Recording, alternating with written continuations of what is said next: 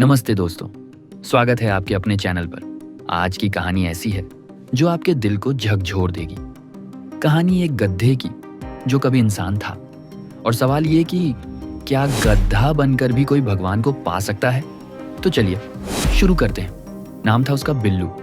पिछले जन्म में वही बिल्लू इंसान था, धनवान, चालाक और बेहद घमंडी। लोगों को ठगना उसकी आदत थी। कर्ज देकर सूद खाता, माँ बाप को बुढ़ापे में घर से निकाल दिया और मंदिर के सामने से गुजरते हुए भी कहता, भगवान, मैं खुद अपनी किस्मत लिखता हूं।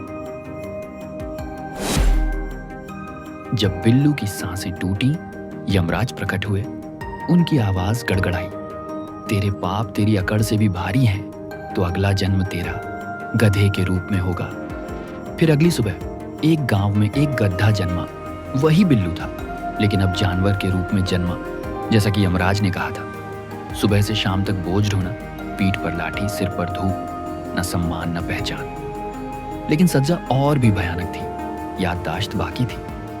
उसे सब याद था, अपना नाम, अपने कर्म, अपने पाप। रात को जब सब सो जाते, वो तारों को देखता और सोचता, हे भगवान, अगर मैं गधा हूं तो क्या आत्मा भी गद्दी हो गई? क्या मुझे भी माफी मिल सकती है? एक दिन उसका मालिक उसे मंदिर तक ले गया। वहां लोग रो रहे थे, प्रार्थना कर रहे थे, भजन गूंज रहे थे, राम नाम सत्य है। बिल्लू के कान खड़े हो गए। वो भीतर देखने लगा। लोग अपने पापों के लिए क्षमा मांग रहे थे। उसके मन में सवाल उठा, क्या गधा भी भगवान से माफी मांग सकता है?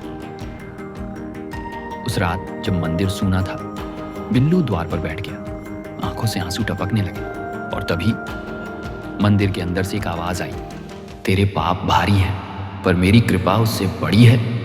बिल्लू कांप उठा। उसने सिर झुका लिया और मन ही मन बोला, हे प्रभु, मैं बोल नहीं सकता, पर सेवा जरूर कर सकता हूं। उस दिन से बिल्लू बदल गया। रास्ते में जब कोई थका मुसाफिर मिलता, वो खुद रुककर उसे अपनी पीठ पर बैठा लेता। जब भी घास मिलती, वो आधी अपने हिस्से की किसी भूखी गाय को दे देता। हर रात मंदिर के बाहर बैठकर अपने दिल में राम राम की धुन गुनगुनाता। लोग हंसते, पागल गधा है ये, भजन करता है। लेकिन एक दिन एक साधु वहां से गुजरा। उसने गधे की आंखों में झांका और बोला, ये गधा नहीं, साधक है।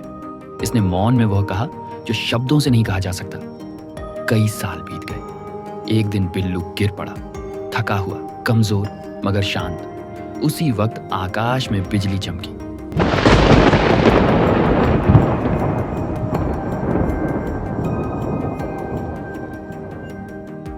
और यमराज प्रकट हुए। बिल्लू डर गया। फिर वही सजा, उसने सोचा। पर यमराज मुस्कुराए, नहीं बिल्लू, इस बार सजा नहीं, वरदान है।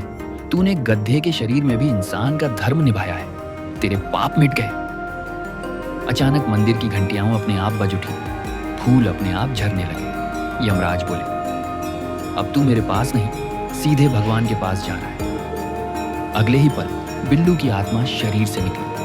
गधे का शरीर वहीं रह गया, लेकिन आत्मा सुनहरी रोशनी में बदल गई। दोस्तों, इस कहानी की सीख यही है, जन्म कोई भी हो, शरीर कोई भी हो, लेकिन कर्म और भक्ति ही असली पहचान है। अगर बिल्लू गधा बनकर भी भगवान को पा सकता है, तो हम इंसान होकर क्यों नहीं? क्योंकि भगवान रूप नहीं, भाव देखते हैं।